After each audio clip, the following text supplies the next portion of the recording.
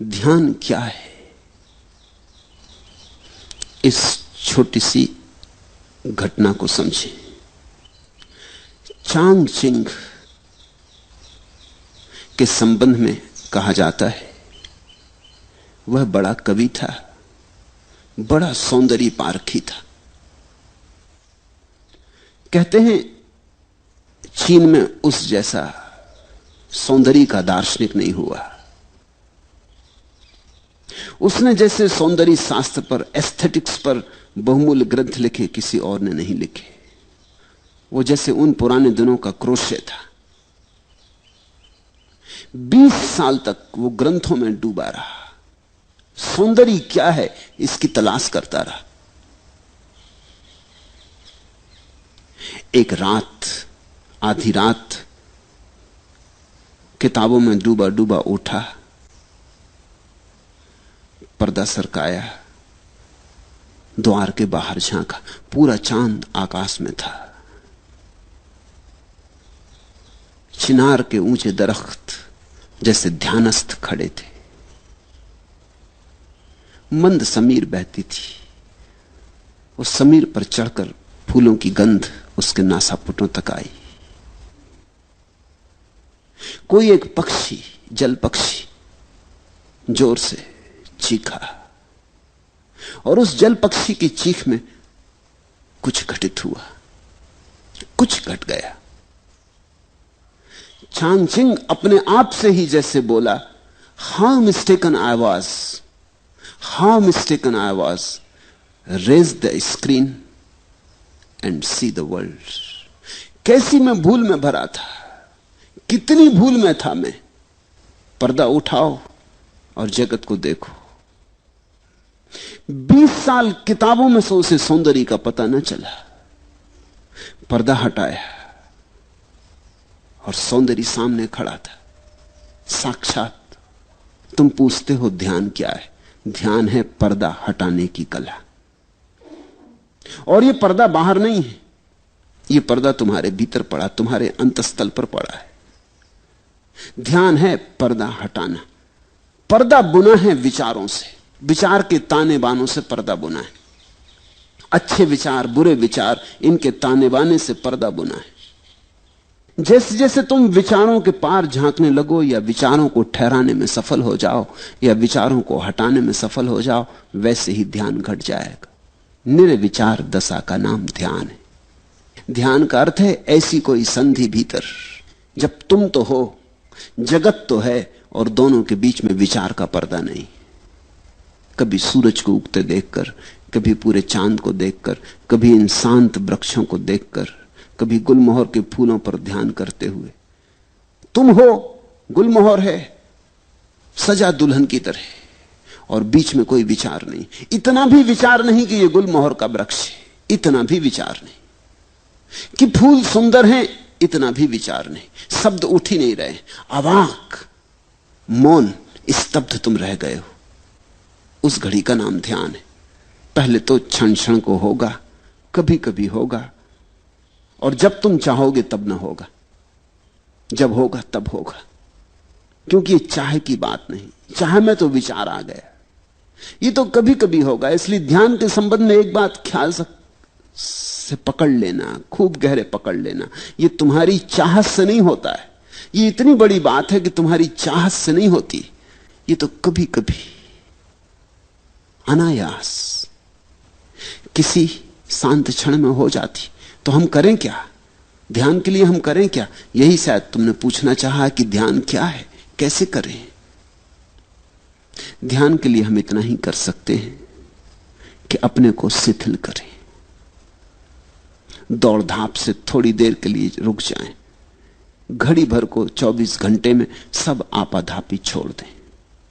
लेके तकिया निकल गए, लेट गए लान पर, टिक गए वृक्ष के साथ, आंखें बंद कर ली, पहुंच गए नदी तट पर, लेट गए रेत में, सुनने लगे नदी की कलकल।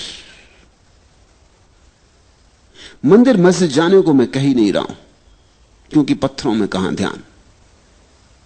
तुम जीवंत प्रकृति को खोजो। इसलिए बुद्ध ने अपने शिष्यों को कहा, जंगल चले जाओ, वहां प्रकृति नाचती चारों तरफ। 24 घंटे वहां रहोगे, कितनी देर तक बचोगे? कभी ना कभी तुम्हारे बावजूद किसी क्षण में अनायास प्रकृति तुम्हें पकड़ लेगी।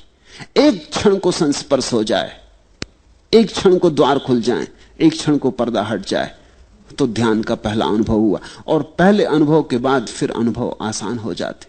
आसान इसलिए हो जाते कि तब तुम्हें एक बात समझ में आ जाती कि सीधे सीधे ध्यान को पाने का कोई उपाय नहीं, परोक्ष मार्ग है। तुम शिथिल रहो, आहिस्ता से चलो, आपाधापी छोड़ो। 1 घंटे के लिए कम से कम 24 घंटे में लीन हो जाओ प्रकृति में। संगीत सुनो कि पक्षियों के गीत सुनो। कुछ न हो करने को आंख बंद कर लो, अपनी सांस सुनो। बुद्ध ने तो इस पर बहुत जोर दिया, अपनी सांस को ही देखते रहो, आई गई आई गई। इसकी माला बना लो, इससे बेहतर कोई माला नहीं है। हाथ में माला लेके फेरोगे वो तो बहुत जड़ माला है। यहां जीवित श्वास चल रही, श्वास की माला फेरी जा रही। श्वास भीतर आई बाहर गई, श्वास भीतर आई बाहर गई। ये जो भीतर चक्र चल रहा है मंडल श्वास का, इसको ही देखते रहो शांत मौन से। इस पर ही टकटकी बांधे रहो और तुम हैरान हो जाओगे। किसी बहुमूल्य मुहूर्त में कभी ताल बैठ जाता है, अचानक सब एक हो जाता है। तुम मिट गए, संसार मिट गया। पहले पहले तो क्षण भर को ऐसी झलकें आएंगी, खो जाएंगी। जब खो जाएं तो फिर उनकी तीव्रता से आकांक्षा मत करना, अन्यथा वे कभी ना आएंगी। जब खो जाएं तो कहना ठीक, अब जब फिर दोबारा आएंगी फिर भोगेंगे। मगर उनके आने के लिए द्वार दरवाजे खुले रखना। ऐसा ही समझो कि सूरज बाहर निकला है, तुम अपने कमरे में दरवाजा बंद किए बैठे हो, रोशनी भीतर नहीं आती।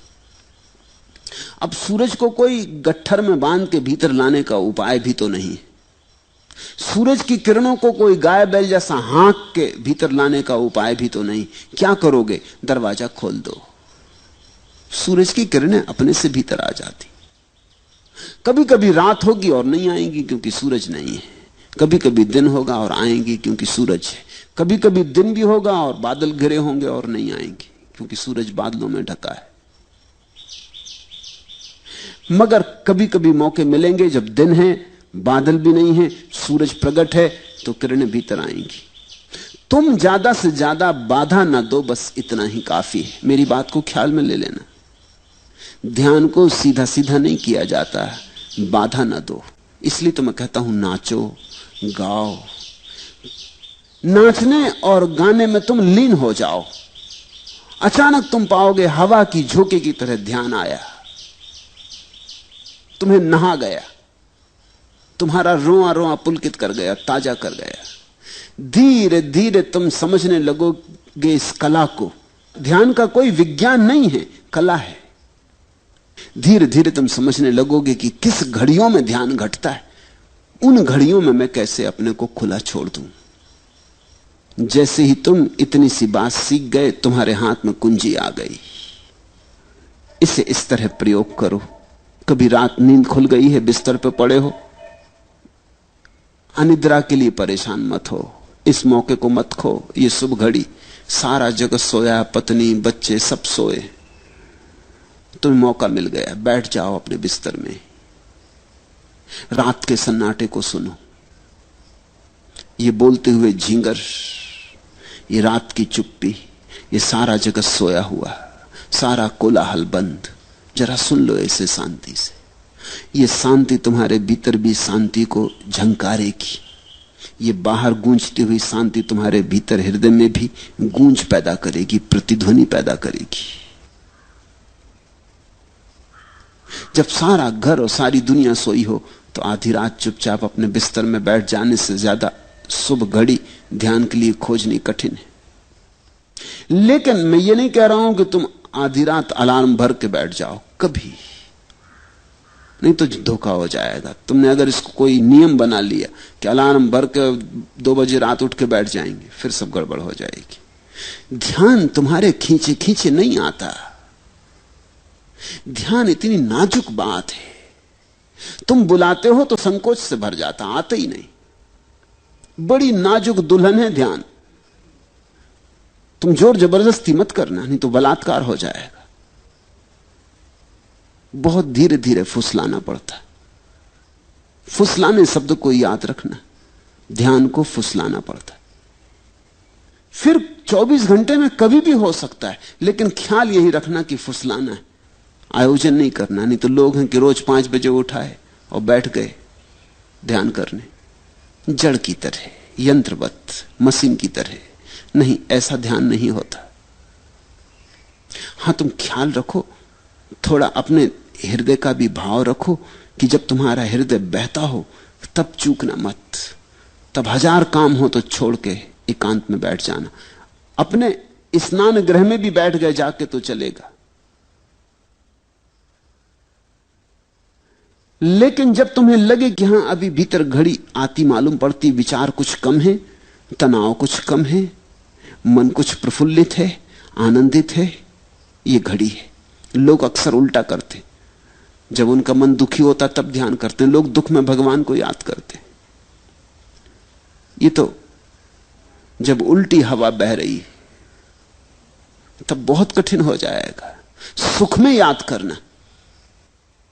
इसलिए मेरे सूत्र अनूठे हैं। मैं तुमसे कहता हूं, जब तुम्हारा मन बड़ा सुखी मालूम पड़े, कोई मित्र घर आया है, बहुत दिनों बाद मिले, गले लगे, गपशप हुई है, मन ताजा है, हल्का है, खूब प्रसन्न हो तुम, इस मौके को छोड़ना मत। बैठ जाना एकांत में। इस घड़ी में सुख का सुर बज रहा है, परमात्मा बहुत करीब है। सुख का अर्थ ही होता है जब तुम्हारे जाने अनजाने परमात्मा करीब होता है, चाहे जानो चाहे ना जानो। सुख जब तुम्हारे भीतर बजता है तो उसका अर्थ हुआ कि परमात्मा तुमसे बहुत करीब आ गया। तुम किसी अनजाने मार्ग से घूमते घूमते परमात्मा के पास पहुंच गए हो। मंदिर करीब है, इसलिए सुख बज रहा है। इस घड़ी को चूकना मत। इस घड़ी में तो जल्दी से खोजना, कहीं किनारे पर ही, हाथ के बढ़ाने से ही मंदिर का द्वार मिल जाएगा। लेकिन लोग दुख में याद करते, सुख में भूल जाते। दुख में तुम मंदिर से बहुत दूर पड़ गए हो, अनंत दूरी है। दुख में तो भरोसे नहीं आता कि ईश्वर हो भी सकता है। दुख में कहां भरोसा आ सकता है? दुख में तो ऐसा लगता है संसार में कोई नहीं है। दुख में तो ऐसा लगता है कि ये कोई शैतान चला रहा है संसार को, कोई दुष्ट। दुख में तो ऐसा लगता है कि समाप्त कर लो अपने को। न कोई कृतज्ञता, न कोई धन्यवाद का भाव उठता। दुख में कैसे उठे? लेकिन लोग दुख में मंदिर जाते, मस्जिद जाते, भगवान को याद करते, प्रार्थना करते और सुख में भूल जाते। और मैं तुमसे कहता हूं, सुख में ही घटता है। सुख के क्षण में ही तुम करीब से करीब होते हो। उस समय सरक जाना, उस समय लेट जाना जमीन पर, साष्टांग रख देना सिर भूमि पर, ठंडी गीली लान पर लेट जाना, आंख बंद कर लेना। उस क्षण सोच लेना अपने को कि मिल रहे पृथ्वी के साथ, एक हो रहे पृथ्वी के साथ। और तुम पाओगे कभी कभी आ जाती लहर, तरंग की तरह तुम्हारे भीतर प्राणों में कुछ कब जाता, कोई नई बीन बजती। धीरे धीरे पहचान हो जाएगी और धीरे धीरे तुम्हें कला आ जाएगी। तुम धीरे धीरे पहचानने लगोगे कि कब इसके होने के क्षण होते, कैसी दशा होती तुम्हारी जब ये निकटता में घट जाती है बात, और कैसी दशा होती है तुम्हारी जब ये मुश्किल होती है बात। फिर तुम पहचान पे पड़ जाओगे। तुम्हारी आत्मविज्ञा, तुम्हारा प्रतिभिज्ञा, तुम्हारी पहचान धीरे धीरे साफ होने लगेगी। पहले तो अंधेरे में टटोलने जैसा है, मगर ध्यान घटता है। और कभी कभी तो उन लोगों को भी घटता है जिन्होंने ध्यान के संबंध में कुछ सोचा ही नहीं। अधार्मिकों को भी घटता है, क्योंकि ध्यान की कोई शर्त ही नहीं है। छोटे बच्चों को घट जाता है, छोटे बच्चों को ज्यादा घट जाता है जब बजाय बड़ों के। तितली के पीछे भाग रहा बच्चा, सुबह का सूरज निकला, भागा जा रहा तितली के पीछे, सब भूल जाता है, तितली ही सब हो गई, उसे याद ही नहीं रहती, खुद भी तितली जैसा उड़ा जा रहा। उस घड़ी ध्यान की झलक मिल जाती। लोग जीवन भर याद करते हैं कि बचपन में बड़ा सुख था। किस सुख की याद है ये? क्या तुम सोचते हो बचपन में तुम्हारे पास बहुत धन था? नहीं था, जरा भी नहीं था। 2-2 पैसे के लिए रोना पड़ता था, 1-1 पैसे के लिए बाप और मां के मोहताज होना पड़ता था। धन तो नहीं था। कोई बड़ा पद था? कहां से होता पद? सब तरह की झंझटें थी। स्कूल कारागृह था, जहां रोज रोज बांध के भेज दिए जाते थे, जहां बैठे बैठे सिवाय परेशान होते थे, कुछ समझ में ना पड़ता था, और हर कोई दबा देता था। बल भी नहीं था, हर एक छाती पे सवार था। तो बचपन में सुख कैसा था? न धन था, न पद था, न प्रतिष्ठा थी, न कोई सम्मान देता था। सुख हो कैसे सकता था? सुख कुछ और था। तितलियों के पीछे भागने में ध्यान की किरण उतर आई थी। सागर के किनारे शंखसीप बीनने में परम आनंद का क्षण उतरा था। कंकड़ पत्थर बीन लाए थे और समझे थे कि हीरे ले आए, और किस चाल से मस्त होकर आए थे। कुछ भी न था हाथ में, लेकिन कुछ ध्यान की सुविधा थी। मेरे देखे बचपन में ध्यान के अतिरिक्त और कोई सुख नहीं है। तुम भूल गए हो, तुम्हें इतनी भर याद रही कि बड़ा सुख था। अगर तुमसे कोई पूछे कि बताओ क्या क्या सुख था, तो तुम मुश्किल में पड़ोगे। और ध्यान की तो तुम्हें याद ही नहीं, ध्यान शब्द ही अपरिचित हो गया है। बच्चे को ऐसा पता भी नहीं था कि यह ध्यान है, पर पता होने से क्या होता है?